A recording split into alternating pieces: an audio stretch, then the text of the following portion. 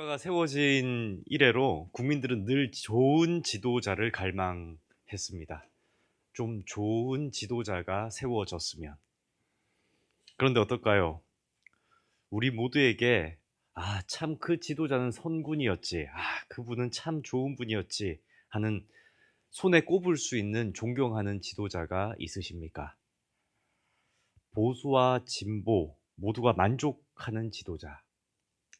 그런 지도자는 어쩌면 대한민국 역사상에는 존재하지 않았습니다. 그래서 우리는 역사를 통해 경험적으로 배운 진리 아닌 진리가 하나 있습니다. 그것은 정치 지도자에게 기대를 하면 할수록 그 기대했던 것만큼 실망하게 된다는 사실입니다. 사람들은 늘 세상 지도자들의 뒷모습을 파헤쳤고, 그렇게 파헤쳐진 지도자들의 민낯은 그를 추종했던 사람들을 부끄럽게 하고 실망하게 만들었기 때문입니다. 하지만 아직도 세상 사람들 중에는 정치 지도자에 대한 소망을 품는 사람들도 있습니다. 토마스 홉스가 말하는 절대선을 행사하는 군주가 이 세상에 출현하면 이 세상이 잘 될 것이다, 이 세상이 다 풍족해질 것이다 하는 그런 기대를 하는 사람들입니다. 그리고 그런 정치자가 세워지면 그 훌륭한 지도자로 인해서 세상이 아름다워지고 풍성해지고 빈부의 격차가 없어지고 훌륭하게 될 것이라고 기대를 품는 사람들인 것이죠. 하지만 성경은 이러한 기대를 품는 것은 어리석은 것이라고 말씀합니다. 오히려 성경의 말씀은 인간의 세속사를 향해서 암울한 말세에 대해서 예언할 뿐입니다. 마태복음에 담긴 이야기인데요. 제자들이 예수님과 함께 감람산에 있을 때 질문을 합니다. 예수님께서 재림하실 때 곧 말세의 세상은 어떤 모습입니까? 라고 제자들이 예수님께 묻습니다. 이에 대해서 예수님이 이렇게 말씀하시는데 마태복음 24장에 나와 있습니다. 우리 함께 읽겠습니다. 민족이 민족을, 나라가 나라를 대적하여 일어나겠고 곳곳에 기근과 지진이 있으리니 이 모든 것은 재난의 시작이니라. 그때 사람들이 너희를 환난에 넘겨주겠으며 너희를 죽이리니 너희가 내 이름 때문에 모든 민족에게 미움을 받으리라. 그때에 많은 사람이 실족하게 되어 서로 잡아주고 서로 미워하겠으며 거짓 선지자가 많이 일어나 많은 사람을 미혹하겠으며 불법이 성함으로 많은 사람의 사랑이 식어지리라. 아멘. 말세의 세상에 대해서 제자들의 질문에 하나님은 이렇게 될 것이다 라고 말씀하신 거죠. 예수님 말씀하시길 말세의 세상은 사람에게서는 어떤 소망도 발견할 수가 없을 것이다, 이렇게 말씀하신 것입니다. 이 말씀인즉 세상에서 어떤 정치가가 지도자로 세워진다고 해도 이 세상은 말세의 풍조를 따라 흘러갈 것이라는 예언입니다. 그렇다고 해서 세상 나라에 대해서 염세적이거나 비관적인 입장을 우리는 가져야 합니다 라고 제가 말씀드리는 것은 아닙니다. 그리스도인의 본연의 태도와 자세, 그러니까 이 세상에 기대를 거는 것이 아니라 하나님 나라에 기대를 걸어야 한다는 것을 말씀드리고 싶어서 이 얘기를 한 것이죠.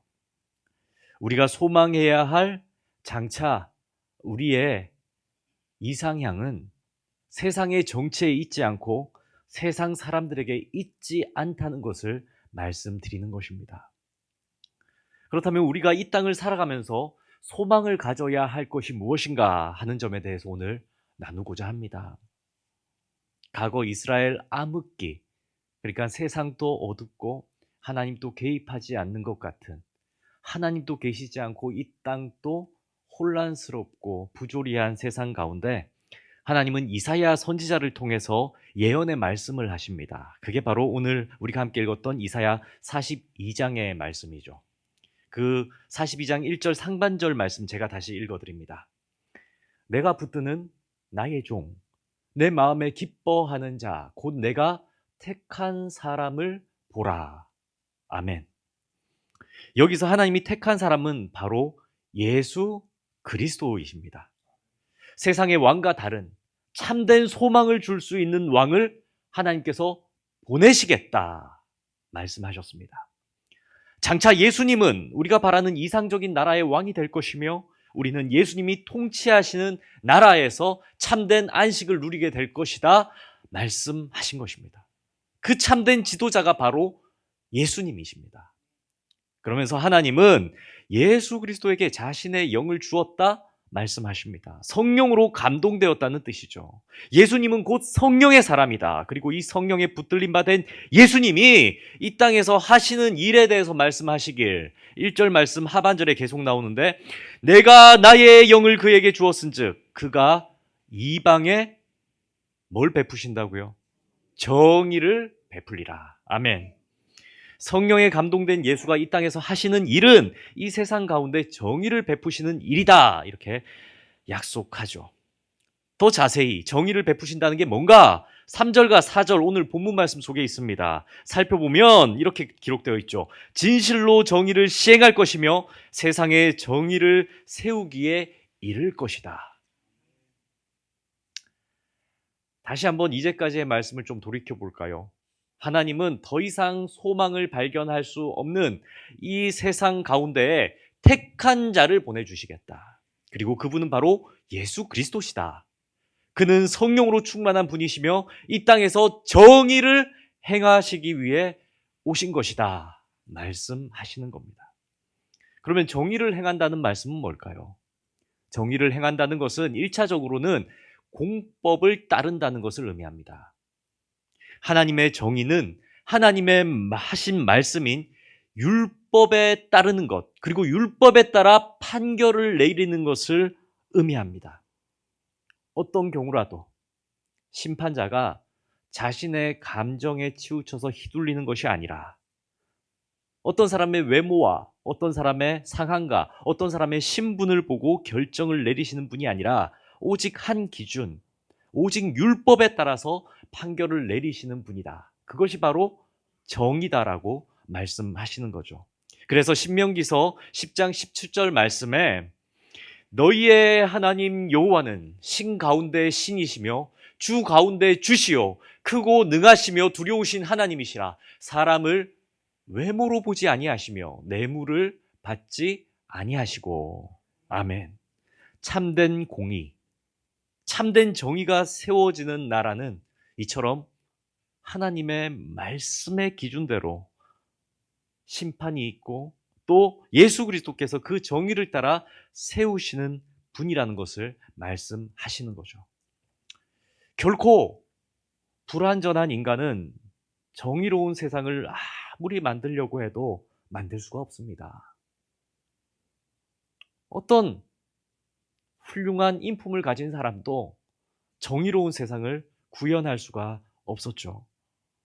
그래서 하나님은 그 완전히 정의로운 세상을 만드시기 위해서 예수님을 이 땅에 보내시리라 약속하셨고 예수 그리스도가 이 땅에 오심으로 인해 우리는 이미 그 나라를 바라볼 수 있는 눈을 가지게 되었습니다. 그리고 그렇게 세워지는 나라가 바로 우리가 흔히 말하는 어떤 나라일까요? 천국입니다. 천국. 근데 성도님들, 천국이라고 하면 우리는 어떤 물리적 공간을 자꾸 생각합니다. 어떤 물리적 공간. 그래서 천국이라고 하면 일하지 않아도 먹을 것이 풍족하고 기후와 토양이 어떨 것 같으세요? 비옥하고 그리고 그곳에서는 늙지도 아프지도 않는 참 우리에게 이상향적인 공간을 떠올립니다. 그리고 그곳은 빈부의 격차가 없고 누구나가 다 만족스러운 삶을 사는 나라일 것이다. 그곳이 바로 천국이다. 라는 천국에 대한 어떤 물리적인 개념을 가지고 있죠. 그래서 우리는 그렇게 천국에 대해서 수많은 설교자들을 배웠습니다. 또 어떤 분들은 그런 거 있지 않습니까? 개털모자, 금모자. 또 어떤 집은 좋은 크고 대궐 같은 집, 어떤 집은 그냥 이런 집. 이래서 하늘의 상급론을 배우기도 했죠. 그런데 그런 개념들은 다 뭡니까? 천국에 가서 우리가 누리는 어떤 물리적인 상황에 대해서 천국에 대해서 배웠습니다. 그렇다면 우리는 이 천국에 대해서 조금 더 생각해 봐야 되겠습니다. 왜냐하면 예수님이 그 천국을 위해서 이 땅에 오셨다라고 말씀하기 때문입니다. 그러면 천국이, 성도님들, 어떻게 그렇게 천국다울 수 있는 걸까요? 왜 그곳은 누구나 시기, 다툼, 미움, 질투가 없는 나라가 될 수 있는 걸까요? 왜 그곳은 다들 만족하는 곳이 될 수 있는 걸까요? 우리는 거기에 대해서 알아야 하는 거죠. 먼저 천국이라는 단어는 마태복음에만 나오는 단어입니다. 사실 한국어 성경에 번역된 이 천국이라는 단어, 영어로는 뭐죠? heaven이라는 단어로 표시되는데, 이 천국의 원어는 그 마태복음에서는 하늘나라라고 표현되어 있습니다. 하늘의 나라. 그런데 다른 복음서, 다른 성경에는 똑같은 것을 지칭하면서 하나님 나라라고 기록하고 있습니다. 뭔가 좀 이상하죠. 같은 것을 얘기하는데 마태는 다르게 얘기한 겁니다. 왜냐하면 마태는 이 마태복음을 기록하면서 이 마태복음을 읽는 독자를 고려했는데, 마태복음을 읽는 독자들은 유대인들이었습니다. 당시 유대인들은 계명을 철저하게 준수하는 사람들이었는데, 하나님의 이름을 망령되이 일컫지 말라는 십계명을 따라서 하나님을 부를 때 어떻게 불렀을까요? 히브리어, 하나님을 지칭하는 단어의 자음만을 모아서 아도나이라는, 그런 하나님이라고 못하고 다른 뜻, 다른 말로 비유해서 불렀던 거죠. 아도나이, 하나님이라는 단어의 자음만을 모아서 그 자음만을 읽으니까 아도나이가 되는 겁니다. 그런데 다들 아는 거죠. 아도나이 그러면 이게 바로 하나님을 지칭하는 단어다. 그런데 왜 하나님이라고 하면 되지 아도나이라고 하냐? 하나님이라고 쉽게 얘기하면 망령되이 일컫는 것 같으니까. 이와 유사하게 마태 역시도 이 복음서를 읽는 사람들이 유대인들이니까 그 하나님이라는 뜻의 단어를 직접적으로 쓰지 않고 그 하늘이라는 단어를 하나님 대신 사용한 겁니다. 그러면 유대인들은 하늘 그러면 하나님이라고 알아들으니까. 그래서 마태는 하나님 나라 이것을 얘기해야 되는데 하늘 나라로 기록한 것이 된 겁니다. 그러니 이 하늘 나라로 기록한 성경을 우리나라 말로 번역하다 보니 하늘나라, 하늘천, 나라국 해서 천국으로 들어온 거죠. 직역되어서 그렇게 바꿔진 겁니다. 다른 복음서에서는 근데 하나님 나라라고 번역되어 있습니다. 그래서 우리는 그렇게 얘기하지 않습니까? 예수 믿으면 천국, 예수 믿지 않으면 어디요? 지옥. 예. 그럼 천국과 지옥은 어떤 개념입니까? 천국은 한없이 좋은 어떤 물리적인 곳, 지옥은 영원히 고통받는 불길이 치솟는 어떤 곳. 자꾸 이런 개념, 어떤 물리적인 공간적 개념으로만 천국과 지옥을 생각합니다. 그러면서 천국은 이상향, 어떤 곳 이렇게 생각하는 거죠. 하지만 사실 마태가 얘기한 천국은 물리적인 공간을 뜻하는 것이 아니었습니다. 하나님 나라, 천국이라는 정의는 잘 들으십시오. 킹덤 오브 갓, 하나님의 통치의 지배를 받는 나라. 하나님께서 정의롭게 지배하는 나라를 뜻하는 단어가 바로 하나님 나라 개념입니다.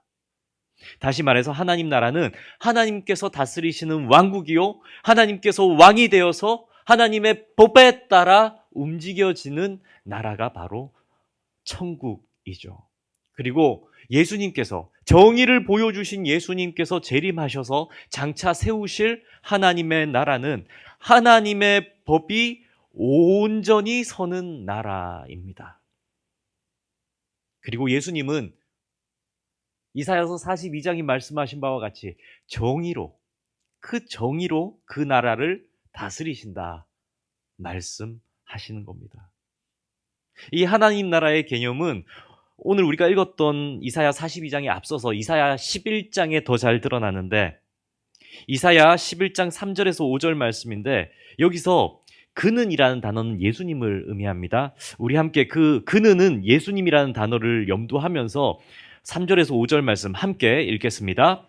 그가 그가 여호와를 경외함으로 즐거움을 삼을 것이며 그의 눈에 보이는 대로 심판하지 아니하며 그의 귀에 들리는 대로 판단하지 아니하며 공의로 가난한 자를 심판하며 정직으로 세상의 겸손한 자를 판단할 것이며 그의 입에 막대기로 세상을 치며 그의 입술의 기운으로 악인을 죽일 것이며 공의로 그의 허리띠를 삼으며 성실로 그의 몸에 띠를 삼으리라. 아멘. 아멘, 아멘. 천국이 어떻게 천국일 수 있는가? 천국에서는 왜 모든 사람들이 만족하는가? 천국에서는 왜 모든 사람들이 행복할 수 있는가? 이 개념은 바로 예수님께서 정의로운 방식으로 통치하는 나라이기 때문입니다. 이처럼 예수님이 이 세상을 살아가는 우리들에게 정의로운 세상을 만들어주기 위해서 이 땅에 오셨습니다. 그래서 당시 사람들은 예수 그리스도를 보면서 혁명가인가? 기존의 나라는 무너뜨리고 쿠데타를 일으키고 새로운 나라를 만드실 분인가? 이렇게 불렀던 것이죠. 그리고 예수님께서 다스리시는 정의로운 나라에서는 악인은 존재할 수가 없고 오로지 율법에 따르는 정의로운 자들만이 살아갈 수 있다라는 말씀을 가르쳐 주십니다. 정의로운 자들, 바로 하나님의 말씀을 사모하여 그 말씀대로 살아내는 자들이 살아가는 땅, 그것이 바로 하나님 나라 천국이 되는 것입니다. 그러면서 이사야서 11장은 계속해서 우리가 잘 아는 천국의 모습을 보여줍니다. 이사야서 11장 6절에서 8절까지 말씀인데 우리 함께 읽겠습니다. 그때에 이리가 어린 양과 함께 살며 표범이 어린 염소와 함께 누우며 송아지와 어린 사자와 살찐 짐승이 함께 있어 어린 아이에게 끌리며 암소와 곰이 함께 먹으며 그것들의 새끼가 함께 엎드리며 사자가 소처럼 풀을 먹을 것이며 젖먹는 아이가 독사의 구멍에서 장난하며 젖된 어린아이가 독사의 굴에 손을 넣을 것이라. 아멘. 우리가 주로 부르는 찬양 있지 않습니까? 어릴 때 많이 불렀던 찬양. 사막에 샘이 넘쳐 흐르리라. 사막에 꽃이 피어 향내 내리라. 주님이 다스릴 그 나라가 되면은 사막이 꽃동산 되리. 사자들이 어린 양과 뛰놀고 어린이들 함께 뒹구는 참 사랑과 기쁨의 그 나라가 이제 속히 오리라. 아멘. 예수 그리스도께서 통치하시는 나라가 되면 이러한 모습이 회복되리라. 바로 이사야서 이 말씀을 찬양으로 바꾼 게 이 노래였던 거죠. 그리고 이러한 이상향의 나라가 그러면 어떻게 이루어질 수 있는가에 대해서 이렇게 우리는 알게 되는 거죠. 어떻게 이런 이상향의 나라가 될 수 있는가? 약육강식의 세상이 아니라 어떻게 약한 자가 강한 자에게 손을 집어넣어도 물리지 않을 수 있는 그런 세상이 되는가? 어떻게 사자가 소처럼 풀을 먹을 수 있는 나라가 되는가? 이러한 것은 단 한 가지 이유. 예수님께서 정의로운 방식으로 통치하심으로 인해서. 그리고 한 가지 더 이유가 있는데 그 한 가지 더 이유가 바로 이사야서 11장 9절 이어서 나옵니다. 이어서 나오는데 우리 함께 읽겠습니다. 내 거룩한 산 모든 곳에서 해됨도 해됨도 없고 없고 상함도 없을 것이니 이는 물이 바다를 덮음같이 여호와를 아는 지식이 세상에 충만할 것임이니라. 아멘, 아멘. 이 말씀을 들으면 이제 깨달아지는 거죠. 아, 왜 천국이 될 수 있는가? 예수 그리스도를 믿는 하나님을 아는 지식이 이 땅에 충만해지기 때문에. 하나님을 아는 사람들이 많아지고 하나님을 아는 하나님의 백성들이 많아져서 그 하나님의 통치를 자연히 따르고 그래서 천국이 되는 것이구나라는 것을 깨닫게 되는 겁니다. 성도님들, 예수님이 이 땅에 오신 이유는 불의하고 타락한 세상에 정의를 가르쳐 주기 위해 오셨습니다. 그리고 그렇게 가르쳐 주신 주님께서 우리에게 진짜 참된 정의가 무엇인가? 그 정의는 바로 하나님의 말씀대로 사는 것. 그리고 그 예수님께서 장차 다시 오셔서 이 나라를 온전히 정의롭게 하시겠다 약속하셨습니다. 그렇다면 이 땅에 살아가는 예수님을 믿기로 결단하고 따르는 예수의 제자된 우리들은 어떠한 모습으로 이 땅을 살아가야 될까요? 예수님께서 가르쳐 주신 정의를 우리의 눈에는 당장 예수님이 보이지 않는다 할지라도 지키며 살아가야 되지 않겠습니까? 우리는 어떤 신앙인입니까? 그저 복 받기만을 바라는 기복 신앙인의 모습이십니까? 아니면 제사함을 받고 은혜에 감사하며 이 땅을 그저 감사하며 그래 감사하며 이 땅을 누리며 살아가야지 하는 그런 신앙인의 모습입니까? 아니요. 그것이 아니라는 겁니다. 그러한 모습만으로 살아가는 것은 아니라는 거죠. 비록 불의가 판치는 세상을 살아가지만 예수님께 배운 정의를 행하는 자로서 하나님 나라의 시민권을 부여받은 구원받은 백성으로서 하나님께서 통치하실 나라를 기대하며 우리가 사는 이 나라를 하나님 나라로 바꾸기 위해 정의롭게 살아가는 신앙인의 모습이 되어야 합니다. 오로지 하나님의 말씀 앞에 정직하게 살아내는 장차 주님이 다스릴 그 나라의 합당한 백성으로 거듭난 모습의 하늘 시민권자로 이 땅을 살아내야 하는 것입니다. 그래서 우리는 우리의 호흡이 붙어 있는 동안에 이 나라에서 하나님의 통치하심이 있는 하나님 나라를 확장해 나가는 성도로 살아가야 하는 것입니다. 그 성도들이 우리가 모인 겁니다. 그래서 교회는 하나님 나라의 모판입니다. 모판. 이미 시작된 하나님 나라의 모판이요. 장차 도래할 하나님 나라의 모판이 되어야 하는 것입니다.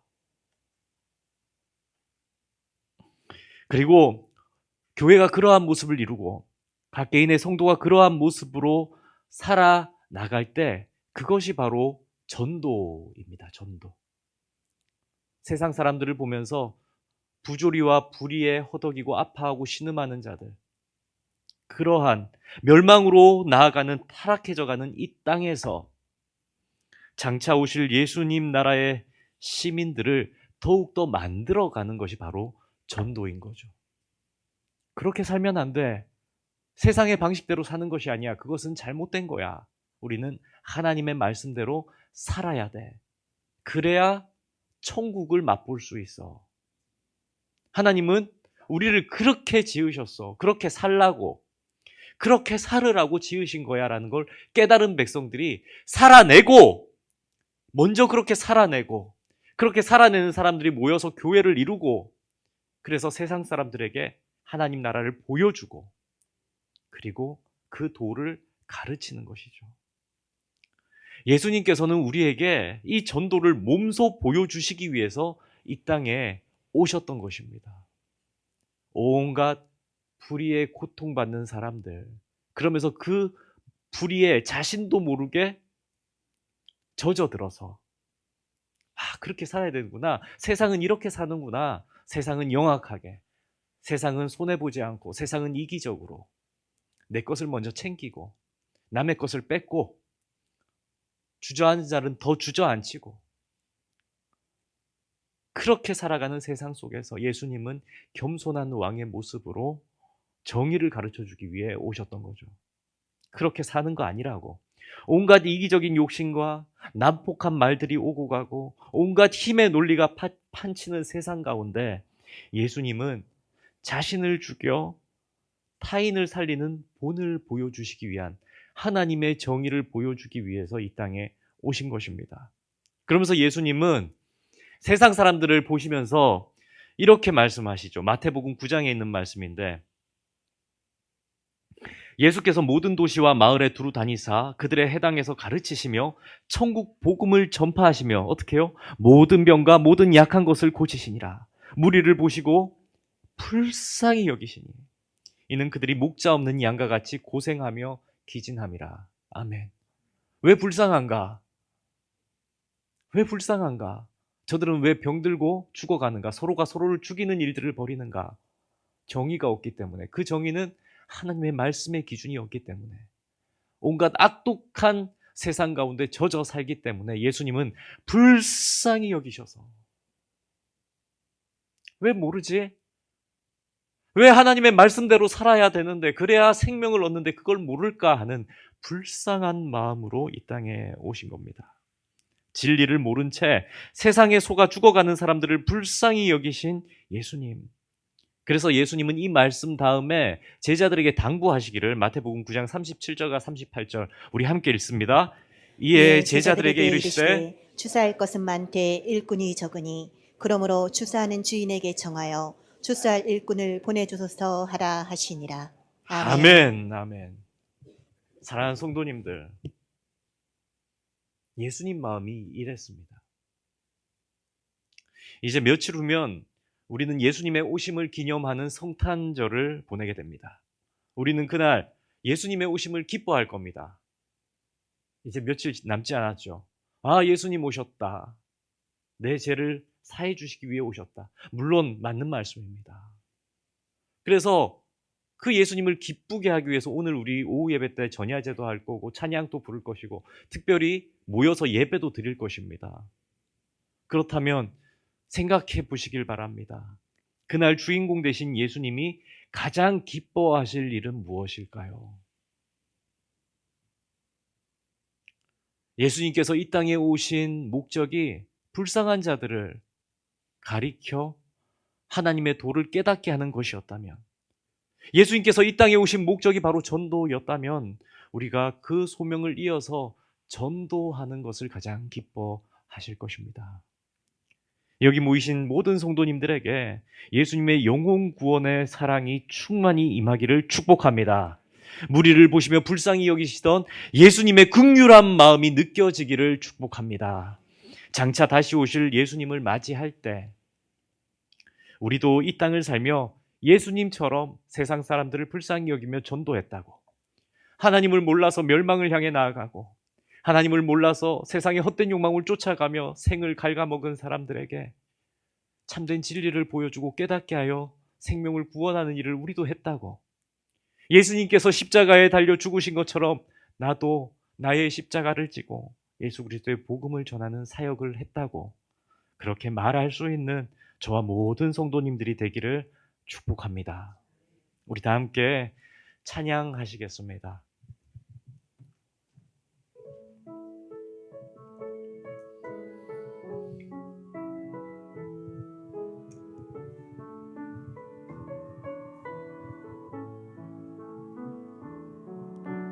주님 다시 오실 때까지 나는 이 길을 가리라. 좁은 길